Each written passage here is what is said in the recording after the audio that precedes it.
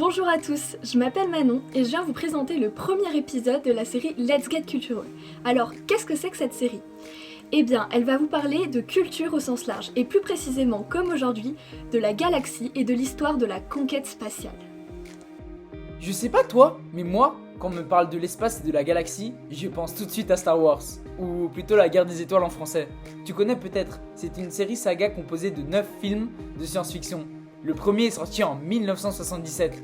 Il raconte donc l'affrontement entre les chevaliers Jedi et les seigneurs noirs des Sith. Ils s'affrontent grâce à leur super pouvoir de leur esprit, appelé la Force. Et cette force peut être utilisée de deux façons différentes. D'un côté, tu as les chevaliers Jedi qui utilisent le côté lumineux de la Force afin d'instaurer la paix dans la galaxie. Tandis que de l'autre côté, tu as les seigneurs noirs des Sith qui utilisent le côté obscur de la Force pour leur usage personnel et pour dominer la galaxie. Et si tu l'as pas vu, va regarder ça tout de suite parce que c'est incroyable comme film.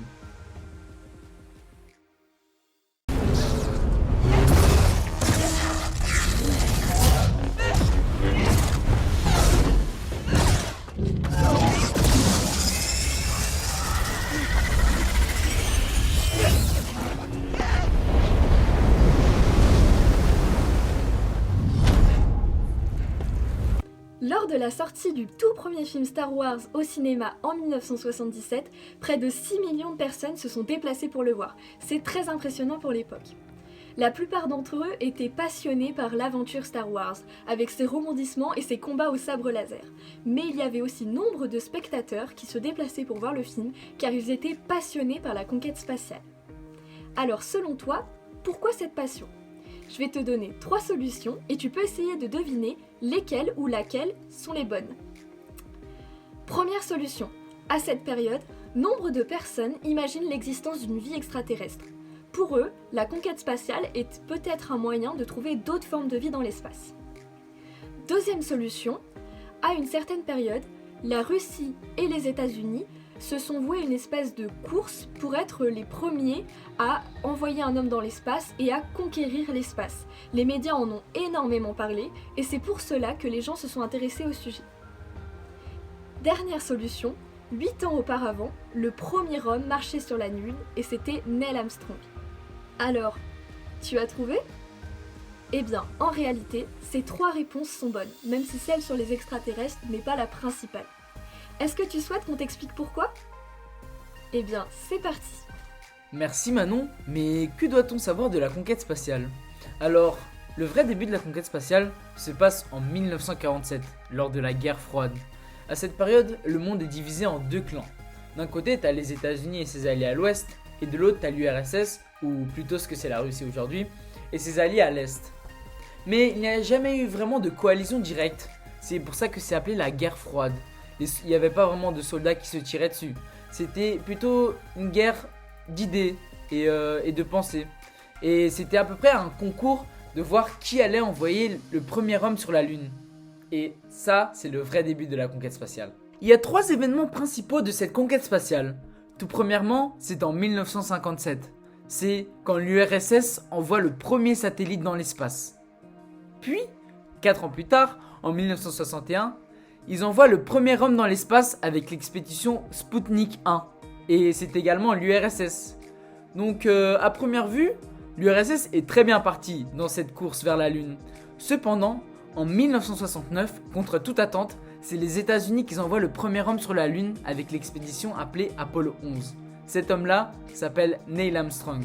Maintenant que nous avons déjà amené un homme sur la Lune, l'objectif des organisations spatiales est alors d'amener un homme sur Mars. Sauf que Mars est bien plus grande et bien plus éloignée de la Terre que ne l'est la Lune. Et toi, que dirais-tu d'être le premier homme à marcher sur Mars ? Viens, allons dans cette expédition ensemble.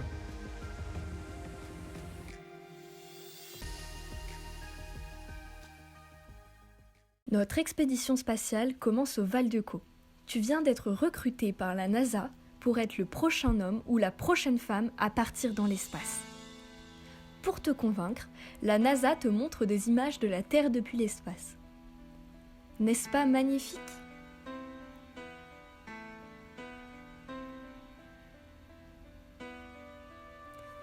L'objectif de notre mission est simple, c'est Mars, incroyable, majestueuse planète. beaucoup plus grande que la Lune, mais aussi beaucoup plus loin. Enfin, aujourd'hui, c'est l'heure du départ. Tu enfiles ta combinaison d'astronaute. Tous les journalistes sont là pour le départ. Et tu grimpes dans la fusée qui est déjà prête. Avec tes coéquipiers, à bord de la fusée, il y a un petit peu de stress, car il y a toujours un risque qu'une mission ne se passe pas comme prévu. Mais tu es heureux d'être un explorateur de l'espace. Le compte à rebours va bientôt commencer. T-minus 10, 9, 8, 7, 6, 5, 3, 2, 1, 0, and liftoff of Space Shuttle Atlantis on a mission to build, resupply, and to do Ça y est, c'est research. le départ. Ta fusée est partie vers Mars. Quelle aventure incroyable t'attend.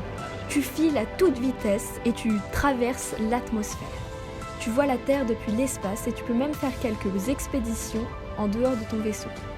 Tu arrives enfin à une vitesse incroyable sur la planète Mars et ton vaisseau se pose tout doucement sur la planète.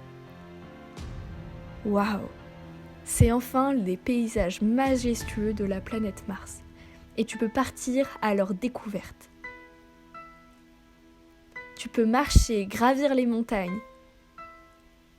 Tu es le premier homme ou la première femme à mettre tes pieds sur cette terre. Et c'est magnifique.